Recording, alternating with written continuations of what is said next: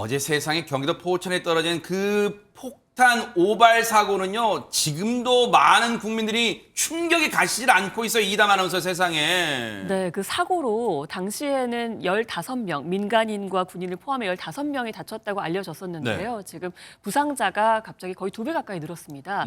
29명으로 전해지고 있습니다. 세상에. 민간인이 15명, 또 군인이 14명으로 전해지고 있는데요. 당시에 민가에 이제 폭탄이 떨어졌다고 처음엔 알려졌지만 폭탄 일부가 육군 부대 안으로도 낙하한 것이 드러났습니다.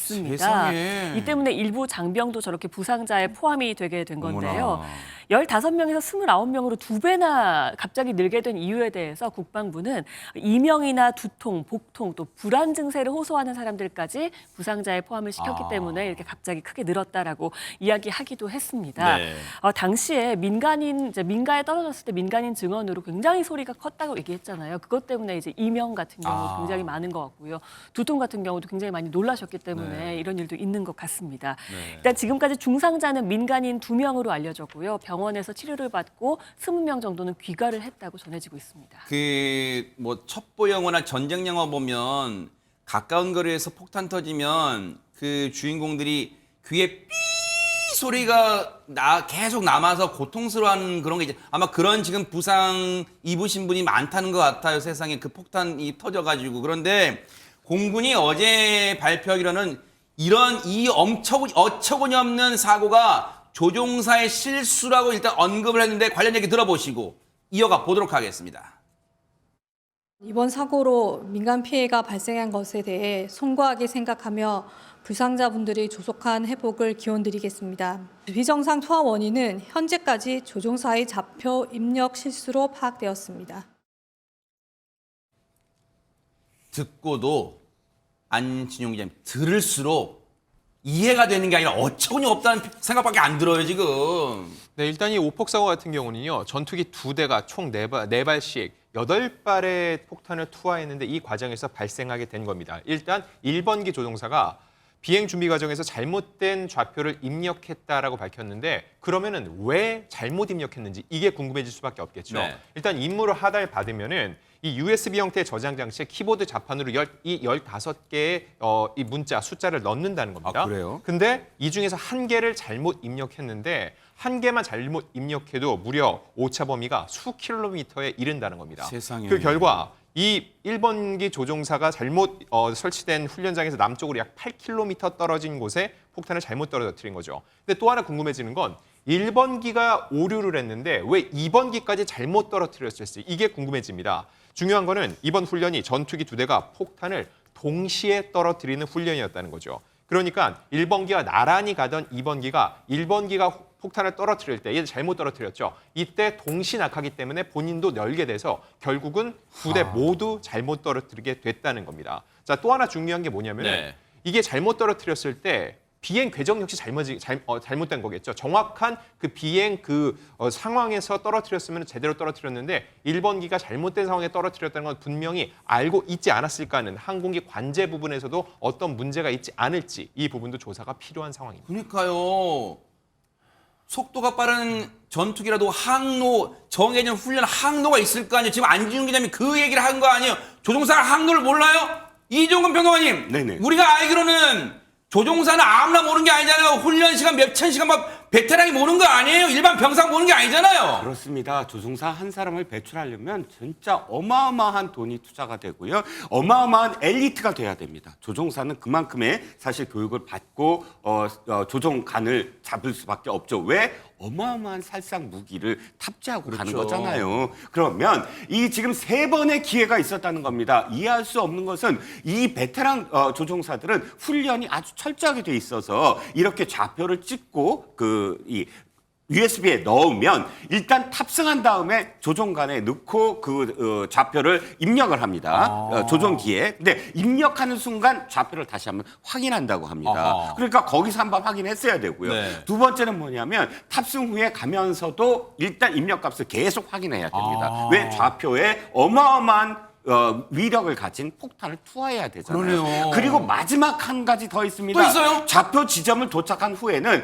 보통 이게 실험하고 있는 거잖아요. 네. 그러면 훈련과 연습, 네. 훈련 연습을 하는 거잖아요. 네. 그러면 사실 목적지에 도착하면 네모난 곳에 이렇게 원을 그리거나 해서 이 여기에 떨어뜨려라라는 그 공간이 있습니다. 아하. 그러면 좌표만이 아니라 좌표만 믿는 것이 아니라 그 지점에 갔을 때 육안으로 확인하게 돼 있거든요. 그런데 육안으로 확인했을 때 마을이다 그러면 이게 내가 좌표 잘못 찍었구나 이렇게 판단할 수가 있잖아요. 바로 저런데 떨어졌다는 얘기잖아요. 지금 저렇게 표시된대. 그렇습니다. 원래대로라면. 지금 T자도 네. 있고 팔자도 있고 저렇게 좌표가 다 있어요. 네. 써져 있는 곳이 있다는 겁니다. 아하. 근데 저걸 확인하면 내가 지금 좌표를 잘못 찍었네? 라고 확인이 되잖아요. 육안으로 확인이 가능하잖아요. 그런데 이 세 단계 모두 다 실수했을 때 어저께 같은 오폭 사고가 나는 겁니다. 어머 세상에 지금 폭탄이요 한 발이 떨어져도 진짜 사망 사고 안 난 거 진짜 하나님이 진짜 돌보신 거예요 진짜 그렇죠. 진짜 천우신조예요. 그런데 네. 8발의 폭탄 떨어졌어요. 그 위력 얼마 진짜 어마어마했을 거 아니에요 진짜. 한 발의 위력도 엄청나요. 근데 말씀한 8발이 떨어졌잖아요. 그러니까 얼마나 큰 피해가 일어났겠습니까? 네. 그건 뭐 상상하기 힘들 정도인데 그 주변에 있는 분들은 이건 정말 외상 후 스트레스 장애로 엄청나게 고통받으실 거라고 저는 비행기 소리만 들려도 이제 무서워서 못 나가요 진짜. 잠도 못 잡니다. 네. 지금 주민분들의 어떤 트라우마는 뭐 나중에 이제 심리적 치료는 해줘야 돼요. 지금 뭐 피해 복구는 뭐 말할 것도 없지만 근데 이 과정에서 지자체의 대응이 좀 논란이 되고 있다면서 왜 그런 거예요? 그렇습니다. 해당 지자체는 이제 포천시인데요. 대단히 위급한 상황에서 재난 문자가 발송되지 않았기 때문에 이 부분이 비판의 도마 위에 오르고 있는 겁니다. 일단 군이 불발탄을 확인하기 위해서 주민 대피령을 내린 상황이었고요. 네. 그 당시엔 경찰이 통제선까지 설치하면서 인근 지역 주민들을 통제하는 상황이었는데 정작 중요한 문자 발송이 누락됐다는 사실에 상당한 논란이 일어나고 있는 겁니다. 이와 관련해서 포천시 측에서는 신속한 초동 대응이 필요한 사안이었거나 아니면 주민 대피가 필요한 사안이었으면 문자 발송을 했을 것이지만 그 당시는 이미 폭발이 일어난 이후였고 소방서에서 출동을 한 상황이었기 때문에 재난 문자를 발송할 필요성이 아니었다라고 설명을 하긴 했습니다만요. 일단 이 일대에 8발의 폭탄이 떨어진 상황이었고요. 또 사고 초기에는 오폭 사고 현장 이외의 주변에 불발탄 추가 폭발 위험성도 제기되는 상황이었습니다. 때문에 이런 포천시의 해명은 납득하기 힘들다는 반응이 많습니다. 아니 이종근 평론가님, 네네. 시청자분들 특히 이제 해당 지역 주민은 더 그러실 거예요. 폭탄이 8발이나 떨어졌는데 재난 문자를 그럼 언제 보낸다는 거예요? 해당 지자체는? 그러게요. 최근 들어서 새벽 3시에 전부 다 받아보셨을 겁니다. 지진 때문에. 맞아요, 그때. 근데 잠도 못 자고 이게 뭔 상황이야? 라고 놀라셨잖아요. 잠 다 깨어났잖아요 그때. 그렇죠. 그런데 이 상황들이 사실 매뉴얼에 다 있습니다. 즉 지진, 홍수, 태풍 등 자연재해 또는 감염병, 네. 코로나19 감염병 유행 또는 화재 같은 인명 피해가 우려되는 상황. 이 세 상황만 얘기하면 이번에 안 될 수도 있어라고 하실 거예요. 하나 더 있습니다. 뭡니까? 전쟁, 테러 등 국가 안전보장상 긴급 상황이라고 돼 있거든요. 네. 그렇다면 이번에 폭탄이 이렇게 떨어졌을 때 사실상 재난 문자를 분명히 포천 일대에는 울렸어야 됐다. 그런데 울리지 않았다는 건 도리어 이걸 너무 늦게 파악한 거 아니냐라는 지금 의혹이 있는 거죠. 세상에 지금 보세요.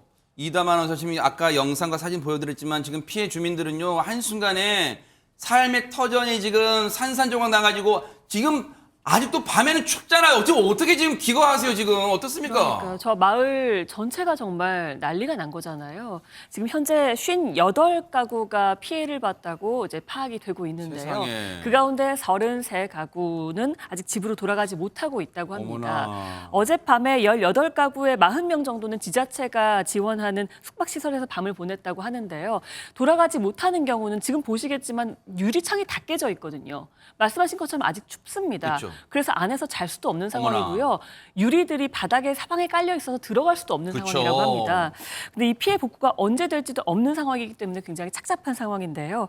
오늘 관계 당국이 합동으로 현장 안전 조사를 진행을 했다고 합니다. 또 인근 건축물의 위험성을 점검했다고 하고요. 또 주민들이 많이 불안해하고 있습니다. 이 주민들을 위해서 심리적인 안정과 긴급 생활비, 안정비도 지원할 방침이라고 밝혔습니다. 그래요.